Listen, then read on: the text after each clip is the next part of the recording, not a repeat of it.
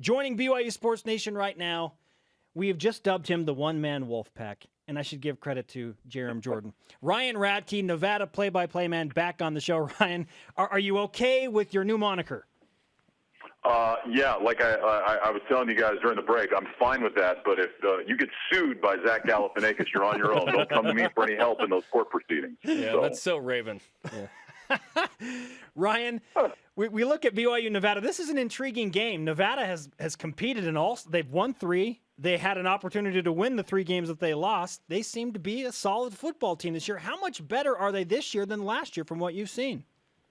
I think it's definitely an improved football team, guys. And they got off to the good start, and they had that win over Washington State in the second week of the season. And I really think that did a lot for this team. I think going into that game was a Friday night game, ESPN game, big crowd at Mackey Stadium. And to come out of there with a win, I think really just validated to these guys that, hey, we are better, and we can compete with some of these teams. Now, you mentioned that they've lost 3 of their last 4 games. All those losses have come to good teams. All of them have been by single digits, and they had an opportunity to win all of those 3 games. So I think that's something Brian Polian has kind of been drilling into his guys since Saturday night, that, hey, we've fallen here these last couple of weeks, but we've been in these games. We've had a chance.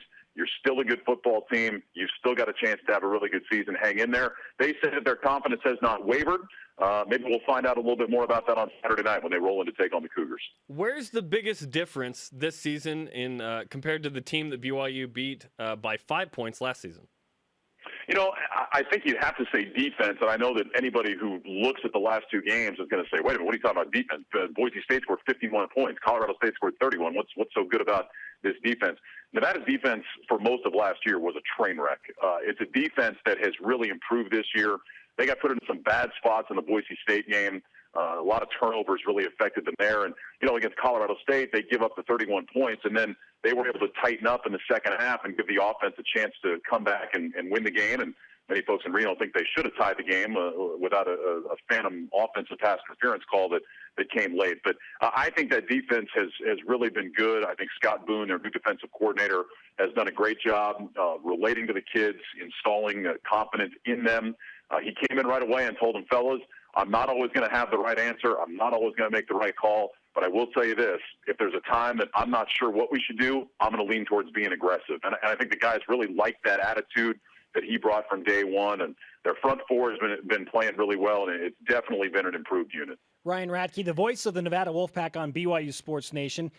We know Cody Fajardo can play. I mean, he's a playmaker. BYU played against him last year. We saw what he can do firsthand. Why is he better this year, and what makes him so hard to stop? Well, I think one of the reasons he's better this year, guys, is that he is healthy. He injured his knee early last year, and even though he came back, he was never really the same. He wore a big brace on that knee the rest of the season. While he claimed he was healthy, he was not. He was probably playing at about 85%. And I also think it took a mental toll on him. He was always a little nervous about what was going to happen. This year, the knee is 100% healthy. He's got that burst back that he had in previous seasons, and that's really what makes him such a dangerous player.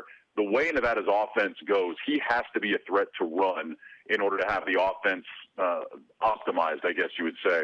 And he has that burst back. Now, he really is a threat running. He's not just a guy that you think, okay, if he gets outside, he can get 6 yards and then he's going to get down. He's got the chance to take it all the way if he is able to find a seam. And so I think that's what makes him such a dangerous player. He's back to being truly a dual threat guy. I know if you look at the last 2 games, you see the interception number going up. He had a bad game against Boise State, made some bad decisions, threw 4 interceptions, but he's generally a guy that takes very good care of the football. And now that knee is healthy, he's got that explosion in the running game. He's a tough guy to deal with.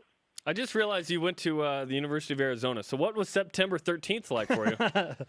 You know what? Interestingly enough, I was not there. I was still involved in minor league baseball playoff season, so I did not get to go. It would have been a very, very fun day for me to go back to Tucson. I spent a lot of time there. I went to school there, and then I worked there for 10 years before I came to Nevada. So I was really looking forward to it, but unfortunately I didn't get to go. So I was sitting in a hotel room in Omaha, Nebraska, listening to the game on my iPhone. You were conflicted internally, weren't you?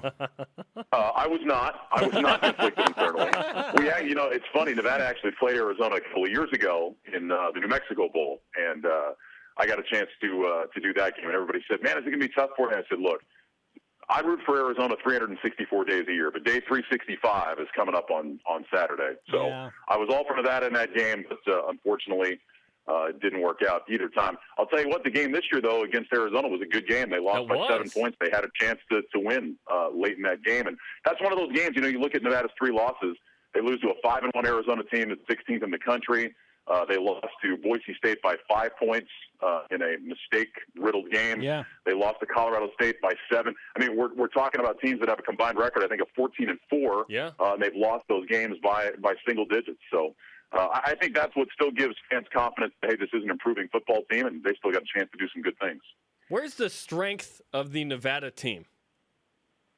Well, I think you probably start with Cody Fajardo. I mean, again, just because he's back now and he's healthy, and we're talking about a guy that has basically been a 4-year starter, you definitely start with him. On the defensive side of the ball, I think it's the guys up front. In fact, I know it's the guys up front. Brock Hecking and Ian Seau, the defensive ends, have both been playing extremely well. Hecking's been an all Mountain West guy. Everyone knows Brock Hecking. His hair. Yeah, you got to know Brock Hecking. Everybody. You see the mullet. Yeah, you love the mullet. Everybody loves the mullet. Love it. So, I mean, with him and Seau on the other side is a guy that really is getting better every week. He's obviously got football in his blood with his uncle Junior having been such a terrific player. He's getting better at the defensive end spot. Rakeem Yates, a defensive tackle, is playing his best football right now. The last 2 weeks, he's been in the Boise and Colorado State backfields the entire game. Those guys have been terrific. So I think that's their strength defensively. Offensively, it goes to Fajardo. I think the thing with Fajardo offensively, he's got to get some more help from his offensive line. It is an incredibly young offensive line. 3 redshirt freshmen starting right now. And last week against Colorado State, Cody did not get a lot of time to sit back there and survey the field and throw the ball. So that's going to be a real key matchup, I think, in this game on Saturday night. How does Nevada's offensive line stack up against that BYU defensive front? And on the other side, how does Nevada's smaller defensive line handle the sheer size that BYU has on their offensive line? So I think those battles up front are going to be big on Saturday night. Ryan Radtke, Nevada play-by-play announcer on BYU Sports Nation, back on the show, I should say, after a successful minor league baseball stint. Now he can focus all of his time and effort on the Wolfpack. We want to know what Nevada thinks about BYU. Got off to a 4-0 start, ranked 18th. Taysom Hill breaks his leg, goes out for the season. Now they've dropped a couple of games in a row. This is kind of a new team. So what does Nevada think about the new-look BYU? I know Brian Polian, talking yesterday, was drawing some comparisons between his team and BYU and just saying that, with all of the injuries and everything they've had, there's a lot of question marks. And he was saying, I know what that feels like. Last year, Nevada was the team that just seemed like every week they were adding to the injury report. And what does this mean for this spot? And what does it mean for that spot? And you really didn't know. I think Nevada still has a great amount of respect for BYU, for the team that they saw a year ago. I can tell you this: while everybody is sad that Taysom Hill is hurt because he's such a good player, nobody's sad they don't have to see him because Right. we saw what a dynamic player he was last year here in Reno. In fact, I was just listening to some of the quotes from Brian Polian's press conference yesterday. He called Taysom Hill the most, or one of the most dynamic players in all of college football. And so, not having to see him, obviously, the Wolfpack feel like that's going to be a good thing. I mean, somebody asked Brian Polian yesterday, well, what does Stewart do better than Hill? He said nothing. And he said, there's no disrespect, but if he did, he would have been starting. Sure. Taysom Hill is a great player. So the fact that BYU doesn't have him, I'm sure makes a lot of Nevada fans feel like this game became a lot more winnable when Hill went down against Utah State. Last time Nevada was in Provo was 2010. A guy by the name of Colin Kaepernick was quarterbacking Nevada. So I want to ask you, is there a Steve Young effect with Nevada fans? Are a lot of them Niners fans because Cap is on the Niners? When Steve Young was on the Niners, BYU fans were like, oh, yeah, Niners, that's my team now. You know what? In this area, there's so many transplants from the Bay Area and so many folks that grew up rooting for the San Francisco teams anyway. It's always been a natural connection. This is a big Giants and 49ers area. You can get Giants games and 49ers games both on the radio and TV here. Times are good, so man. people have always been big fans. So when Cap went to the Niners, that was just a bonus for a lot of folks. They just had to, hang up their Bill Montana and Steve Young jerseys and just go buy a Kaepernick jersey instead.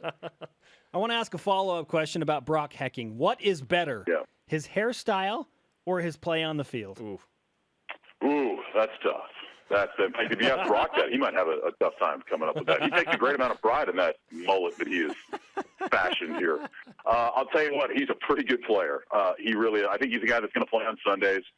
Last week we saw a great matchup. He was against Ty Sambrailo, the Colorado State tackle.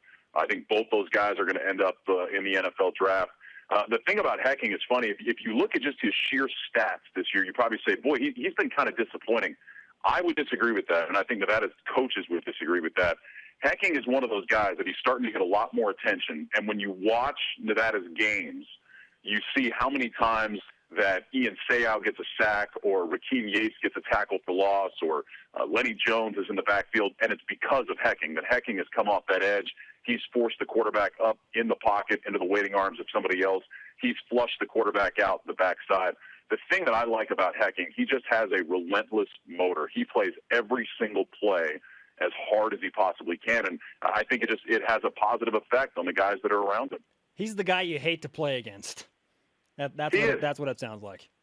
Yeah, he absolutely is. He is that guy. He's that guy that's going to go so hard on every single play that you dread, because he doesn't take plays off, and that's what makes him the player he is. And you ask Brock that, you ask any of the Nevada coaches that, they'll tell you he's not just singularly the most physically gifted guy you're going to see. He's not the greatest athlete you've ever seen. He's a guy that has very good skills that plays with a relentless motor. Ryan Radtke, the original one-man Wolfpack and voice of the Nevada Wolfpack football team. Thanks for joining us, Ryan. Great to talk to you again. Guys, always my pleasure. Thanks so much.